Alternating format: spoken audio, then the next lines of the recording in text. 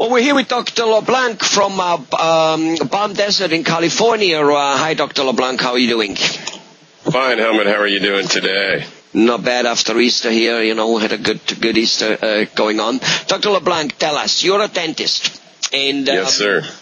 And as people who are not dentists, we sometimes get the feeling that a dentist is a dentist is a dentist. And I'm sure there's some truth to that because most of you dentists do most of the things. And frankly, we don't quite know what you do anyway. We just simply have to trust of like what you do because we can't ourselves quality control it, at least to a very high degree we can. But still, different dentists have different philosophies in their practice. Some are more towards pure, beautiful smiles. Other ones are towards more functional dentistry. Some do all kinds of work in their practice. Some send out a lot to specialists. And while none of them is probably bad or better or worse, they are nevertheless different. So tell us about your philosophy in your practice, and maybe, Dr. LeBlanc, maybe you'll also tell us what made you become a dentist.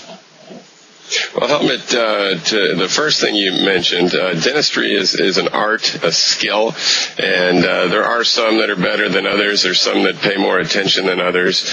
It is hard for a patient to understand that because they can't look in and say, "Oh, that's a real nice crown margin there, doctor." What we do here at Portola Dental, we are a general dental practice. We do most everything. We do the cosmetics, but our thing is preventative, taking care of people. You might say that, we treat people the way we would like to be treated, but we go a step beyond that. I believe you should treat people the way they want to be treated. And the only way that you can find out how they want to be treated is to talk to them and understand where they're coming from. Different people have different needs. Different people have different philosophies on what they want for their health. So the first thing you'll find here at Portola Dental is that's what we do. We figure out what they want because in the end, they are the boss. They are coming here for our services and professionalism. And until we understand what they really want, we can't decide what we do for them. And in the end, we don't decide what we do for them. We counsel them, and they get to decide what way we get to help them.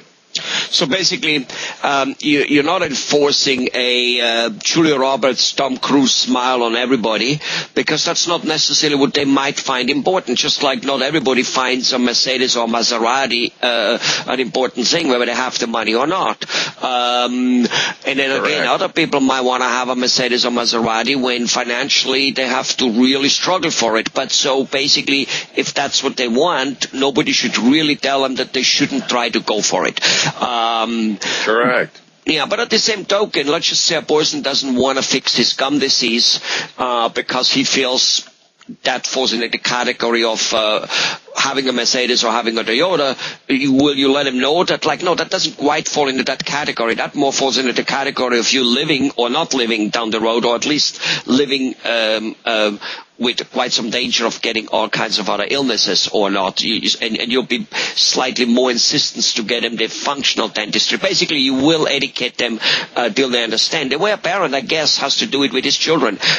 Not just what do you want, but okay, what do you want with a mixture of what do you need? Well, sure, Helmut. There's no one way for everybody. I've been at this 23 years. I got out of USC in 1988, so I've seen a lot of people. I've been practicing here in Palm Desert for those entire 23 years. You look pretty well kept, I have to say, for your age. You've got to come to Palm Desert more often. It is the fabulous life we live here that lets us just exercise in the beautiful sunshine every day.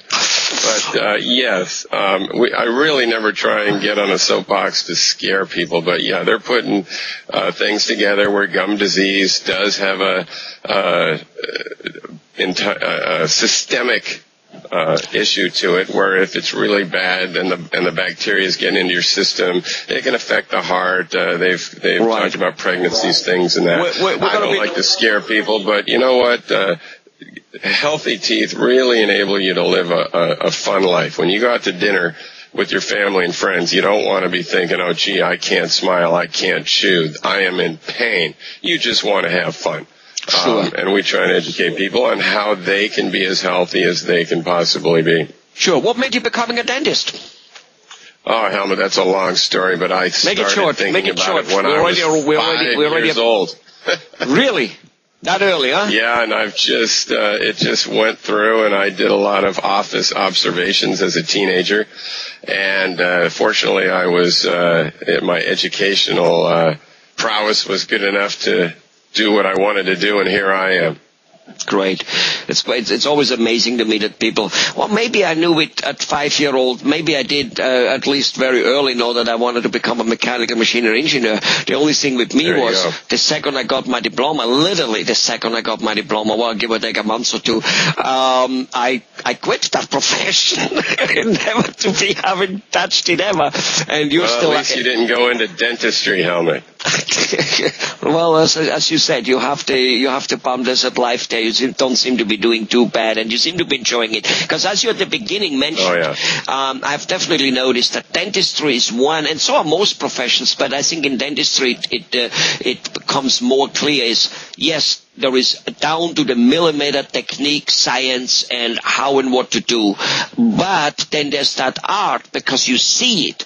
And even though a tooth may have all the mechanical and physical structure the way it's supposed to be clinically, there's that missing to make it just like a pretty girl. She's pretty, but for some reason that other pretty girl gets all the eyes. You know what I'm saying? And I think with dentistry, it's the same thing. You gotta put art into the clinical perfection as well. Would you agree with that?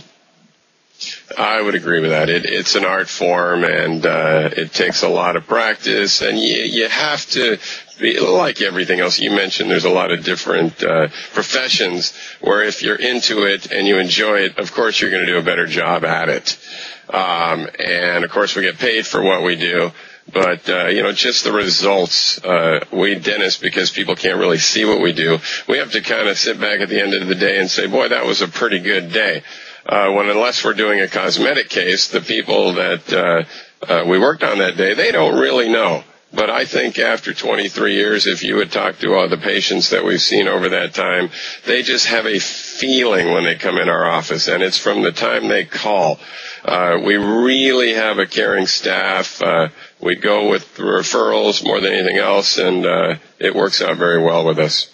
Beautiful. Thanks for letting us know. We're going to do a couple of more interviews talking about procedures and what and, consequences of people doing or not doing certain work, and about the improvements which happened in dentistry over the last decade or two, which, we think that only computer had improvements, but, even if that is so, those computers have helped you guys and in the patient quite a bit. Thank you very much, Dr. Leblanc. Definitely.